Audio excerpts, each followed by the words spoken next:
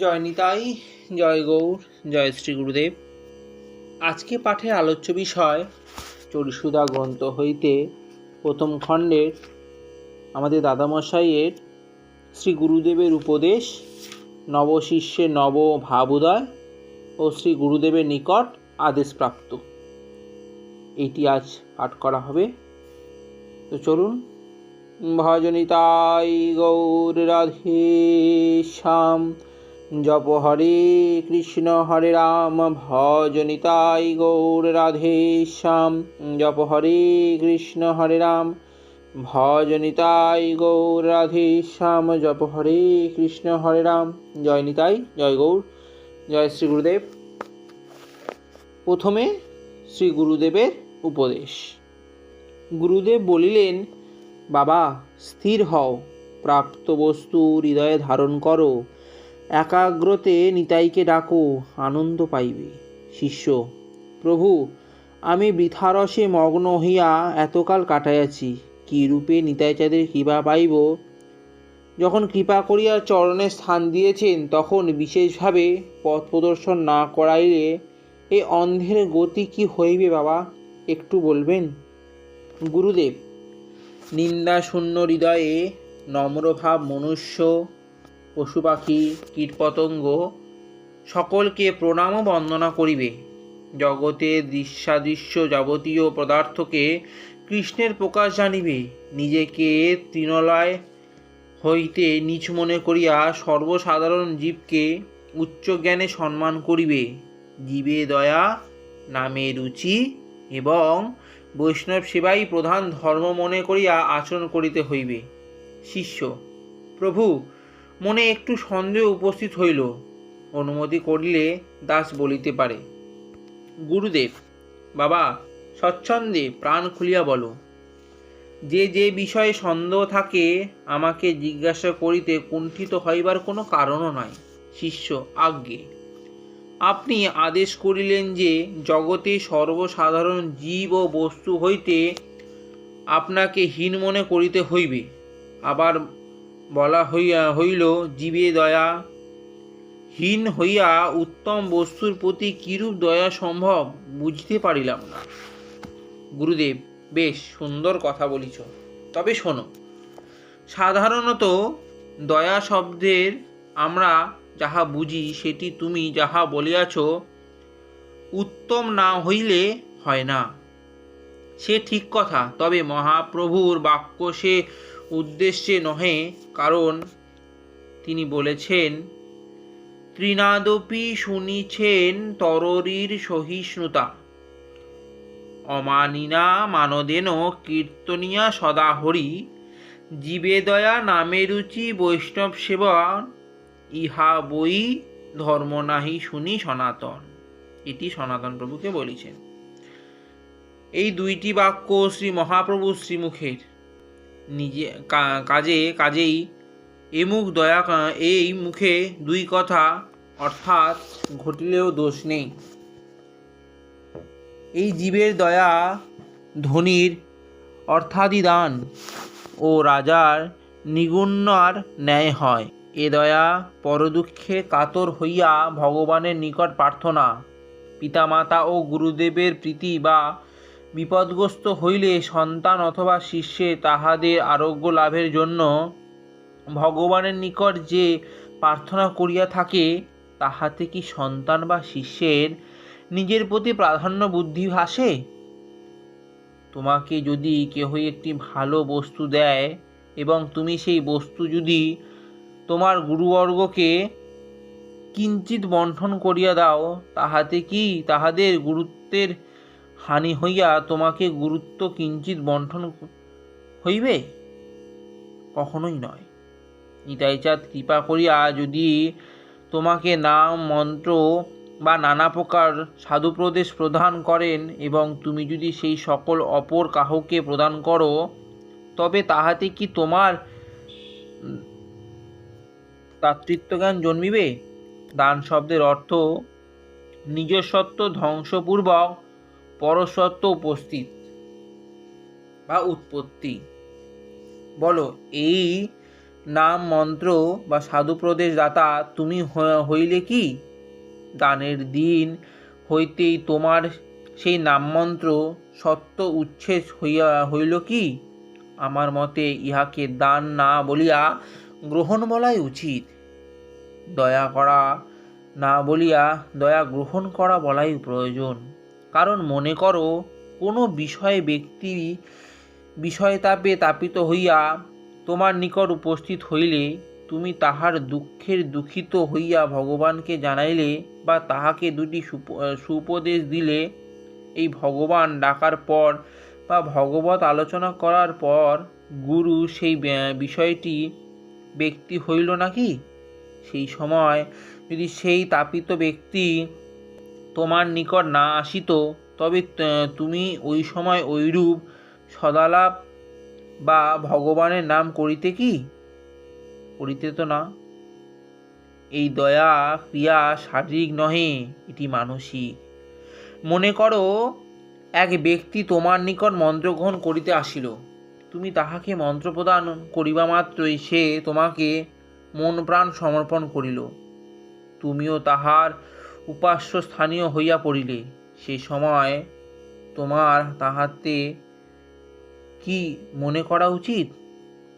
তাহাকে কি মনে করিবে? শিষ্য। আজ্ঞে, কি আর মনে করিব? সে শিষ্য, আর যিনি মন্ত্রদাতা তিনি গুরু। গুরুদেব, ভুল হইল। তোমার অন্তরে অবস্থানকে তুমি অনুসন্ধান করিয়া দেখো, তুমি শিষ্যের ধারণা অনুযায়ী পাত্র কিনা। আমার মতে মন্ত্র প্রদান মাত্রই সে তোমার শিক্ষাগুরু হইল। গুরুনিষ্ঠা, গুরুবাক্য, দৃঢ় বিশ্বাস, গুরুতেই সর্বস্ব বুদ্ধি এবং গুরু সেবায় এই সকল শিক্ষা দিবার জন্যই নিতাই চাঁদ শিষ্যরূপে ধারণ করিয়া তোমার নিকট আসিয়াছে। মানে তোমার কাছে যারাই আসিবে তারাই সব নিতাই চাঁদের রূপ ধারণ করে আসিছে। নিতাই চাঁদই তাদের রূপ ধারণ করে তোমার কাছে আসিয়াছে। এই রূপ কেবল শিষ্য বলিয়া নয়, হয়তো একজন তোমাকে সাধু বা মহাত্মা জ্ঞান করিয়া ভক্তি করিতে লাগিল, তখন তোমার স্মরণ রাখা কর্তব্য যে আমি কোনো সাধু মহাত্মা দেখিলে আগেই তাহার দোষ অনুসন্ধান করিয়া থাকি। আর এ ব্যক্তি আমার হেন ঘোর অবিশ্বাস বঞ্চন পাষণ্ডের প্রতিও সাধুবৃদ্ধি করিতেছেন।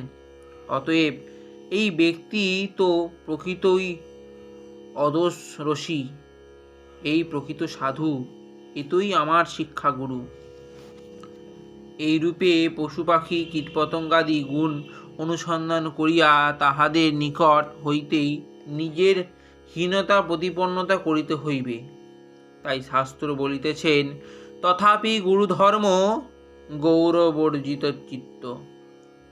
এই বিচার শক্তি থাকার জন্যই মনুষ্য সর্বপ্রাণী অপেক্ষায় শ্রেষ্ঠ। এই জ্ঞান না থাকিলে মনুষ্য পশুর মতন গণ্য। শিষ্য। প্রভু, কৃতার্থ হইলাম। আর একটি সন্দেহ আছে। বৈষ্ণব সেবা বলিলেন, এইটি আমি ভালো করিয়া বুঝিতে পারিলাম না, কারণ বৈষ্ণব সেবায় অর্থাদি প্রয়োজন। কাজেই গৃহত্যাগীকে বৈষ্ণব সেবা করিতে হইলে আবার ভিক্ষা করিতে হইবে তো? গুরুদেব, বাবা, যে অবস্থায় লোক তাহাকে সেই অবস্থাতেই বৈষ্ণব সেবা করিতে হইবে। একটি ভিখারি বৈষ্ণব ভিক্ষালব্ধ বস্ত্র ভগবানকে ভোগ দিয়া গ্রহণ করিবে, এবং এমন সময় অপর একজন ক্ষুধার্ত বৈষ্ণব তথায় উপস্থিত হইল, তখন লগ্ন বস্তু অর্ধাংশ ক্ষুধার্তকে দিয়া অপর অর্ধাংশ গ্রহণ করা উচিত। পুনরায় কেহই আসিলে তাহাকে দিয়া অবশিষ্ট অংশ নিজে পাইবার বিধান আছে। আশ্রম ত্যাগীর পক্ষে অনায়নলব্ধ বৃত্ত দ্বারা বৈষ্ণব সেবা করণীয়। অভাবে সমষ্টি বাক্য, সুশীতল জল এবং তৃণাদি আসন পর্যন্ত ব্যবস্থা হইবে। আর সেবা শব্দের অর্থ কেবল খাইতে দেওয়া নহে, পীড়িতের সুশ্রদ্ধা, তৃষ্ণার্তকে জলদান, অন্ধকে পথপ্রদর্শন, মৃত ব্যক্তি সৎকার, তাপিতিতে তাপ নিবারণ, অজ্ঞানীকে জ্ঞানদান প্রভৃতি সদনুষ্ঠানী সেবার অন্তর্ভুক্ত। শিষ্য: আমার সকল সন্দেহই দূর হইল, অপর কর্তব্যর আদেশ করুন। গুরুদেব: শাস্ত্র, শ্রীমূর্তি, নাম, মন্ত্র, গুরু এবং বৈষ্ণব ইহাদিগকে এক বস্ত্র জানিতেন হইবে। কৃষ্ণের অর্পিত বস্তু মহাপ্রসাদ জ্ঞান করিয়া গ্রহণ করিবে। মহাপ্রসাদ স্পর্শদোষ দুষ্ট হইতে পারে না। কায়মনোবাক্যে প্রাণীমাত্রেই উদ্বেগ দিবে না। অবিচারে নিরপেক্ষভাবে নিজ ভক্তি যাজন করা প্রয়োজন। লোক অপেক্ষায় করিলে প্রকৃত ধর্ম যাজন হয় না। যথালাভে সন্তুষ্ট হইবে। মর্কট বৈরাগ্য করিয়া লোক ভুলাইবার চেষ্টা করিবে না। নাম সংকীর্তন একমাত্রই অবলম্বিত বস্তু। কলিকালে উচ্চ সংকীর্ত যজ্ঞে কৃষ্ণ আরাধনাই শাস্ত্রমনোদিত পন্থা। এইরূপ নানা কথোপকথন হইতে লাগিল। মহাপুরুষের সেবক ভিক্ষা করিয়া কিছু চাউল, আটা ইত্যাদি যাহা পাইয়াছেন, ইতিমধ্যেই তাহা রন্ধন করিবার আয়োজন করিতে লাগিল। মহাপুরুষ মধ্যাহ্ন স্থানে বাহির হইলেন। রায়চরণ বাবু পূর্বোক্ত সেবক আদেশক্রমে সেবার কিঞ্চিৎ আনুকূল্য করিতে লাগিল। বেলা তৃতীয় প্রহরের সময় ভোগরাগ প্রস্তুত হইল। মহাপুরুষ আসিয়া ইষ্টদেবকে ভোগ নিবেদন করিলেন। ক্ষণকাল পরেই নির্দিষ্ট সময়ে মহাপুরুষ একটি গাছতলায় একখানি কুশাসনের উপর উপবেশনপূর্বক প্রসাদ পাইয়া পুনর্বার কুটিতে প্রবেশ করিলেন। তৎপর শিষ্যে দুইটি পরমানন্দে অবিশ্লিষ্ট প্রসাদ পাইয়া স্থানটি উপস্কার করিতে গুরুদেবের নিকট উপস্থিত হইল। অপারণ্যে মহাপুরুষের শ্রী চৈতন্য চৈতামৃত পাঠ করিবার আদেশ করিলেন। পূর্বোক্ত সেবক, মানে আগে যিনি সেবক ছিলেন, তিনি যথারীতি শ্রী গ্রন্থ পাঠ করিতে আরম্ভ করিলেন। শ্রী চৈতন্য চৈতামৃত পাঠাম্বর হইল, আর মহাপুরুষের চোখের জলে কল যেন উন্মুক্ত হইল। হরিনামের মালাটি লইয়া তিনি বসিয়া আছেন, আর দুইটি চোখে অবিরত ধারায় অশ্রুধারা বইয়া বক্ষস্থল ভাসাইয়া যাইতেছেন। মহাপুরুষের দুইটি গণ্ডদেশ হইতে বক্ষস্থল পর্যন্ত দুইটি জলধারা চিহ্ন হইয়া গিয়েছে। সন্ধ্যাকালে উপস্থিত দেখিয়া সেবকটি গ্রন্থপাঠ বন্ধ করিলেন। দেখলেন সন্ধ্যা হয়ে এসছেন, তখন উনি গ্রন্থপাঠ বন্ধ করে দিলেন। তখন আরতি কীর্তন আরম্ভ হইল। আরতি কীর্তন অন্তে নাম সংকীর্তন হইতে লাগিল। মহাপুরুষের সম্মলয় মধ্যে ছোট একজোড়া করতাল ও একটি ঘটি এবং দুইখানি কম্বল ও দুইটি কাঠের কমণ্ডুল, ডোরকপিন ও বহির্বাস, একখানি মন্ত্রশিষ্য ও নরোত্তম ঠাকুর মহাশয়ের প্রার্থনা ও প্রেমভক্তি চন্দ্রিকা এবং একখানি চৈতন্য চৈতামৃত, এই ছিল না সম্বল। কীর্তনানন্দে প্রায় রাত্রি এক প্রহর অতীত হইল। কীর্তন সমাপ্ত করিয়া তিনি মালা লইয়া জপে বসলেন। আমরা শ্রবণ করলাম গুরুদেবের উপদেশ। এবারে শ্রবণ করিব নবশিষ্যের নব ভাবোদয়। জয় নিতাই। সাধারণত তপবনে ভজনানন্দী সাধুদিগকে নিদ্রায় সমাবেশ অতি অল্পই ছিল। সকলেই ধ্যান, জপ প্রভৃতি আরাধনায় ব্যস্ত থাকতেন। নবাগত শিষ্যের পক্ষে আজ সকলই নতুন, সকলেই মধুর, সকলেই প্রেমময় বোধ হইতে লাগিল। প্রতি বিক্ষলতায় পশুপাখি যার প্রতি দৃষ্টি নিপুণতায় হইয়াতেছেন, সেই তাহারই মনোপ্রাণ হরণ করিতেছে। প্রেমানন্দে অধীর হইয়া একবার তিনি জয় নিত্যানন্দ রাম জয় গৌরগুণ ধাম বলিয়া নৃত্য করিতেছেন। ক্ষণে ক্ষণে আবার আশ্রমে প্রবৃত্তি রজে গড়াগড়ি দিয়া যেন বহুকালের বিষয় বিষধর ধ্বংসজ্বালায় জড়িয়া পরম শান্তির সাগরে রয়েছেন। প্রেমানন্দে আত্মহারা হইয়া তিনি সর্বভূতে ঈশ্বর দর্শন করিতেছেন। প্রেমময় শ্রী গুরুদেব নবাগত শিষ্যকে এতই অধিক পরিমাণে প্রেম মদিনা পান করাইয়া দিয়েছেন যে শিষ্যের একেবারেই উন্মুক্ত হইয়াছে। তাহার দিবারাত্রির জ্ঞান নাই। স্থাবর জঙ্গলে যাহাকে দেখিয়াতেছেন প্রেম বিভোর হইয়া আলিঙ্গন করিতেছেন। কি মধুর দৃশ্য, কি মধুর প্রেমময় ভাব! প্রেমময় নিতাইচাঁদ কি মধুর লীলা! আজ স্থির ধীর গম্ভীর রায়চরণ বাবুকে প্রেমে পাগল করিয়াছে। কখনোই হাসি, কখনোই কান্না, কখনোই নৃত্য, কখনোই প্রেম ভরা অচৈতন্য অবস্থায় ভূমির তলে পড়িয়াতেছেন, আবার উঠিতেছেন। এইভাবেই সমস্ত রাত্রি কাটিয়া গেল। ব্রহ্ম মুহূর্তেই মহাপুরুষের সরযূ হইতে স্নান করিয়া আশ্রমে আগমন মাত্রই শিষ্যের পদ প্রক্ষালন করিয়া দিলে তিনি কুটিরের মধ্যে প্রবেশ করিলেন। শিষ্য সম্মুখে আবরণ দিয়া স্নানাদি করিতে গেলেন। ইতিমধ্যেই নব শিষ্য স্নানাদি করিয়া আশ্রমে আসিয়া দেখেন যে গুরুদেব কুটিরের মধ্যে ধ্যানে নিমগ্ন। তখন তাহার নিকট কোনো বিষয়ে জিজ্ঞাসা করিবার অবকাশ না পাইয়া তিনি নিঃশব্দে একটি বৃক্ষের মূলে বসিয়া গুরুদত্ত মন্ত্র জপ করিতে লাগিলেন। কিছুক্ষণ পর পুনরায় শিষ্যটিকে আশ্রমে আসিলে তিনি তাহাকে জিজ্ঞাসা করলেন, দাদা, আমার তিলক করিবার কি হবে? সেবক বলিলেন, কেন, আপনি নিজেই করিতে পারিবেন নাকি? নবশিষ্য বলিলেন, আজ্ঞে, আমি করিতে পারিব বটে, কিন্তু কি দিয়ে করিব আমি তো কিছুই জানি না। তখন তিনি ইহাকে তাহার নিজের তিলক মাটি এবং দর্পণাদি দিলেন। ইনি নিজেই হস্তে দ্বাদশ তিলক করিয়া দর্পণে নিজ মুখ দেখিয়া দেখিতে দেখিতে চোখের জলে বক্ষ ভাসিয়া লাগিল। ক্রমে মহাপুরুষের দ্বার উন্মুক্ত হইল। শিষ্যদ্বয় তখন দ্বারদেশে উপস্থিত হইয়া শঙ্কর দণ্ডবৎ প্রণাম করিল। শ্রী গুরুদেব পাঠ করিতে আদেশ করায় প্রথম শিষ্য প্রথমে নরোত্তম ঠাকুর মহাশয়ের প্রার্থনা, পরে প্রেমভক্তি চন্ডিকা ও মনশিক্ষা পাঠ করিতে লাগিল। গুরু শিষ্য উভয়ই প্রেমানন্দে বিভোর হইয়া পড়িল। উভয়ই গদগদ কণ্ঠে, নয়নে অবিরল জলধারা। সময়ে সময়ে পাঠ বন্ধ হইয়া যাইতেছেন। নবাগত শিষ্য একটু দূরে বসিয়া পাঠ শুনিতেছেন আর ফুলিয়া ফুলিয়া কাঁদিতেছেন।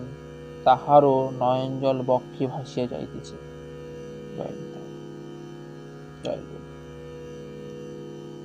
আপনারা শ্রবণ করলেন নবশিষ্যের নবভাবোদয়। এবারে শ্রবণ করবেন শ্রী গুরুদেবের নিকট আদেশ প্রাপ্ত জয়ন্তা। পাঠ শেষ হইলে গুরুদেব আদেশ করিলেন, দেখো বাবা, আর এখানে তোমার বেশি দিন থাকিবার প্রয়োজন নাই। প্রাপ্ত বস্তু হৃদয়ে ধারণ করিয়া তুমি দেশে দেশে, নগরে নগরে, গ্রামে গ্রামে নাম সংকীর্তন করিয়া বেড়াও। নবশিষ্য, প্রভু, আমার মনে বড়ই সাধ যে আপনার শ্রীচরণ প্রান্ত থাকিয়া চরণ সেবা করি। গুরুদেব, বাবা, সেবার অর্থ সুখ দেওয়া। আমার কাছে থাকিয়া আমার সেবা করিলে আমি যতটা না সুখী হইব, জগতে নাম প্রচার করিলে, নিতাই চাঁদের আদেশ প্রতিপালন করিলে আমি তদপেক্ষা অধিক পরিমাণ সুখ লাভ করিব। যদি এ অধমের প্রতি তোমার গুরুবুদ্ধি হইয়া থাকে, তবে গুরু আজ্ঞা পালন করিয়া তোমার সর্বপ্রথম কর্তব্য করো। এ বিষয়ে আর কোনো আপত্তি না করিয়া নিতাই চাঁদের আদেশ প্রতিপালন করতে আমার কৃতার্থ করো। শিষ্য, প্রভু, আমি তো সর্ববিষয়ে সম্পূর্ণ অনিভিক্ত। কিরূপভাবে আমাকে চলিতে হইবে আদেশ করুন এবং উপদেশ দিন। গুরুদেব, কল্য যেরূপ উপদেশ দিয়াছি সেইরূপ আচরণ করিবে। মানে আগে যে কথাগুলো বলেছি যে মনুষ্যকে মনুষ্য জ্ঞান করিবে, বৈষ্ণব সেবা করিবে, সেই রূপেই আচরণ করিবে। কাহারও নিকট হইতে কোনো প্রকার বন্ধানি বা বৃত্তি গ্রহণ করিবে না। বিষয়ী অন্ন দ্বারা জীবকে নির্বাণ করিবে না। অযাচিত ভিক্ষাবৃত্তি অবলম্বনে জীবন ধারণ করিবে। ভগবানকে নিবেদন না করিয়া কোনো বস্তু গ্রহণ করিবে না। সর্বদাই সৎসঙ্গে বাস করিবে। শিষ্য: বাবা, সৎসঙ্গ কিরূপ বুঝিব? গুরুদেব: জগতে যাবতীয় পদার্থকে সজ্ঞান করিয়া কেবল আপনাকে অসৎ মনে করিতে হইবে। তবে সঙ্গ করিতে হইলে স্বজাতীয় সাধু সঙ্গ করা উচিত। অর্থাৎ যিনি নিজ গুরু উপদিষ্ট প্রথানুযায়ী বিশুদ্ধ সদাচারী হইবে, তিনি গৃহস্থই হউন আর উদাসীনতাই হউন, তাহারই সঙ্গ করা বিধেয়। অপর সকলকে সাধুবুদ্ধি করিয়া দণ্ডবৎ প্রণতি ও ভক্তি করিবে। যতদিন উক্তরূপ সঙ্গ না পাওয়া যায়, ততদিন সদ্গ্রন্থ পাঠ, নাম এবং শ্রীমূর্তি সঙ্গ করিবে। শিষ্য: কি কি গ্রন্থ আমাদের বিশেষভাবে আলোচ্য বা অবলম্বনিত? গুরুদেব: আদি পুরুষ গোবিন্দ, আদি কবি ব্রহ্মার হৃদয়ে প্রেরণা করিয়া বেদ সৃষ্টি করেন। ক্রমে উহা উপনিষদ, স্বরদর্শন, অষ্টাদশ পুরাণ, তন্ত্র, সংহিতা, উপপুরাণাদি রূপে বিস্তার প্রাপ্ত হইল। আবার ব্রহ্মা দেখিলেন শাস্ত্রবিধি অত্যন্তই বিস্তার লাভ করিয়াছে। কলিহত জীবের পক্ষে তাহা পালন করা এবং তাহার মর্ম হৃদয়ে ধারণ করা খুব কঠিন হইয়া পড়িবে। তিনি কৃপা করিয়া পুনরায় যাবতীয় শাস্ত্রতত্ত্ব চতুশ্লোকে প্রকাশ করিয়া দেবর্ষি নারদের এই চতুশ্লোক শ্রীমদ্ ভাগবত অধ্যয়ন করিলেন। দেবর্ষি নারদ কৃপা করিয়া পুনরায় সেই সর্বশাস্ত্র সারের চতুশ্লোক সরলভাবে শত শ্লোকে বিবৃত করিয়া ব্যাসদেবকে উপদেশ করিলেন, এবং ব্যাসদেব নারদষ্ট সেই শত শ্লোকে হইতে অষ্টাদশ সহস্র শ্লোকাদি শ্রীমদ্ ভাগবত শ্রী গ্রন্থে পুনরায় করিয়েছিলেন। পূজ্যপাদ শ্রী কৃষ্ণদাস কবিরাজ গোস্বামী সেই পরম উপাদেয় গ্রন্থরাজ শ্রীমদ্ ভাগবত মন্থর করিয়া শ্রী চৈতন্য চরিতামৃত গ্রন্থ প্রণয়ন করিলেন। অতএব সাধুন ক্ষেত্রে সর্বশাস্ত্র সার শ্রী চৈতন্য চরিতামৃত গ্রন্থ একমাত্র আশ্রয় ও সম্বল। সর্বসাধারণকে বৈষ্ণবীয় উপাসনা তত্ত্ব সংক্ষেপে বুঝিয়া দেবার জন্য নরোত্তম দাস ঠাকুর মহাশয় প্রার্থনা ও প্রেমভক্তি চন্দ্রিকা শ্রী গ্রন্থদ্বয় আবির্ভাব করিলেন। আমাদের ন্যায় দুর্বল হীনজীব অন্নগত প্রাণ আপ্লুত এবং বিষয়মুগ্ধ কলির জীবের বিপুল শাস্ত্রগ্রন্থ পড়িবার বা শুনিবার সময় কোথায় বাবা?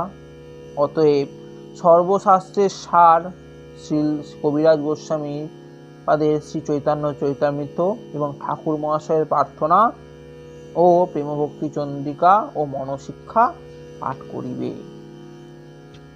শিষ্য: প্রভু, পাঠ করিতে করিতে গ্রন্থের কোন স্থানে প্রকৃত অর্থ ও উপদেশের মর্ম বুঝিতে না পারিলে তখন কি উপায় করিব? দেখিতে পাই নানা জনের শাস্ত্রে নানা প্রকার অর্থ করেন, কোনটি প্রকৃত অর্থ কি করিয়া বুঝিব? গুরুদেব: শ্রী গ্রন্থ পাঠ করিবার পূর্বেই গ্রন্থের প্রতিপাদ্য শ্রীমোহন মহাপ্রভুর শ্রীচরণ এবং পূজ্যপাদ এর গ্রন্থাদি কর্তাকে ভক্তিপূর্বক স্মরণ করিয়া শ্রী গ্রন্থ পাঠ করিতে আরম্ভ করিবে। শ্রীমান মহাপ্রভু স্বয়ংই তোমার হৃদয়ে উদিত হইয়া শাস্ত্রে বুঝিয়া সকল সংশয় দূর করিয়া দিবেন।